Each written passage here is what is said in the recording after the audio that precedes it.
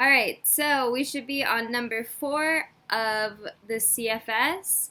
You should have matched the claims with the textual evidence, listened to and read along chapter 18, thinking about our focus question, which is how would you describe or what can we infer about the people of Hook Mountain?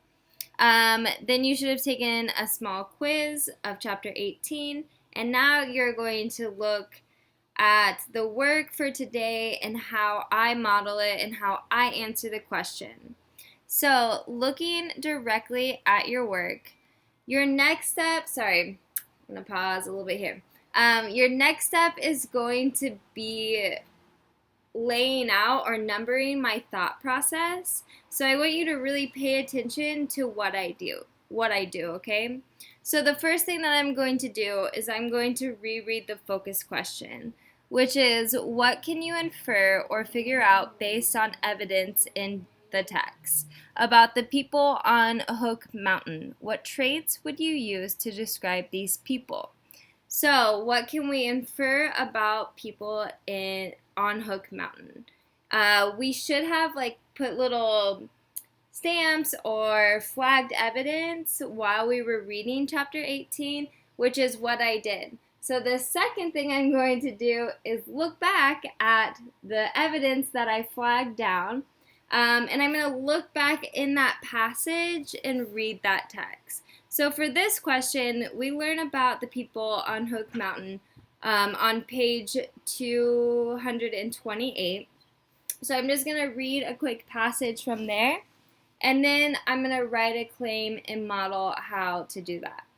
So looking at page 228, this is where Frightful has already left Sam's tree, and she's migrating north, right? In the morning, the sky was clear and blue. She perched in the top of the ash, waiting for the earth to warm and the wind to rise and carry her on her way. She took off about 9 o'clock. Peregrine, a man on the top of the Hook Mountain, shouted with gusto. He was seated before a spotting scope. That makes 40 peregrines for the month, said a woman sitting on the camp stool. She put a check beside Peregrine Falcon in the Raptor counting book. So I'm going to pause there. We find out that the people of Hook Mountain are doing what? They're counting falcons. And who counts falcons? Maybe not you or your everyday person, but somebody who studies falcons, who cares about falcons. So I'm going to pause there in my reading, and I'm going to write the first answer of this question. So I can infer the people on Hook Mountain study or their job is to study or have a job of protecting peregrine falcons. So I can infer the people on Hook Mountain study or have a job of protecting these falcons, right? What traits would you use to describe them? So I'm going to continue reading, right? And I'm going to skip down a little bit of the page and read a little bit more about these people.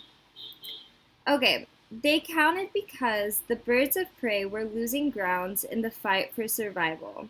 By comparing the numbers each year, the counters could tell whether or not their efforts to ban pesticides and pass laws protecting the birds were working.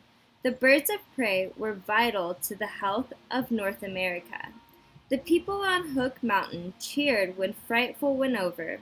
A peregrine was a thrill to see. The birds had been eliminated by DDT and pesticides in much of the United States in the 40s, 50s, and 60s. Even now, it was still a rare sight, a beautiful, rare sight. All right, so we find out more that these people are watching these falcons to study what exactly? Right. So they're watching these falcons to study if the laws and the bans on pesticides are working and helping these birds gain back their vitality, their growth in population, right? So to add on to this, I can infer that they are studying or observing. They are observing if the bans and laws are working to help the birds. So our second question is, what traits do you use to describe these people? I would look at the text again, and we see that one of the guys, I think they said, he shouted with gusto, right? So he's excited to see these birds. He's like, wow, there's a peregrine in the sky again, right? So we can say gusto, he's excited. He's enthusiastic about nature and about these birds. So we could put traits. Remember, this doesn't have to be like super formal. You can just like bullet point if whatever you want to do. So we can say traits. He is excited, enthusiastic about nature, or cares about the birds, right? Whatever you want to put. Okay, so that is the first part of answering that question.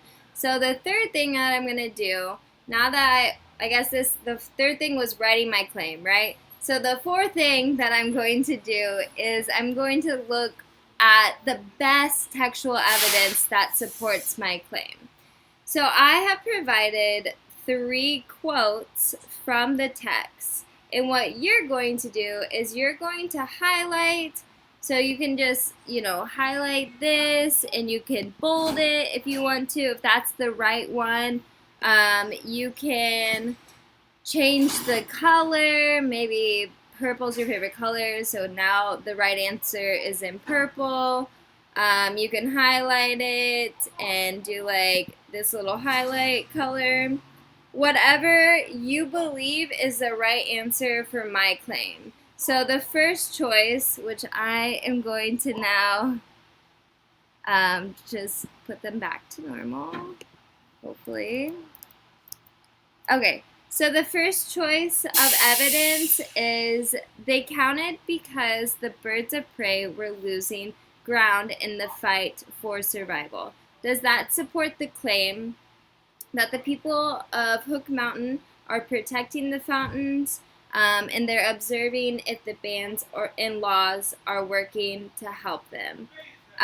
Or is it by comparing their numbers each year, the counters could tell whether or not their efforts to ban pesticides and pass laws protecting the birds were working? And the third option is the bird had been eliminated by DDT and pesticides in much of the U.S. in the 40s, 50s, and 60s. So you're gonna pick one of those pieces of evidence to see whichever one is the strongest one in supporting our claim. And then you're gonna continue on, and we're going. Before you continue on to chapter 19, you're going to do this hopefully fun activity for you, where you,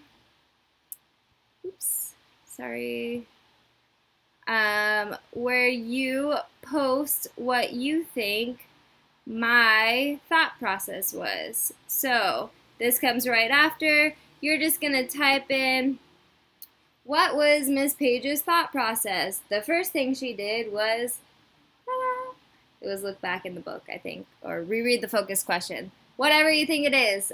So go ahead and write my steps of thinking on how to answer that question. And the only work that you have to do for this question is to just highlight which evidence you think supports my claim.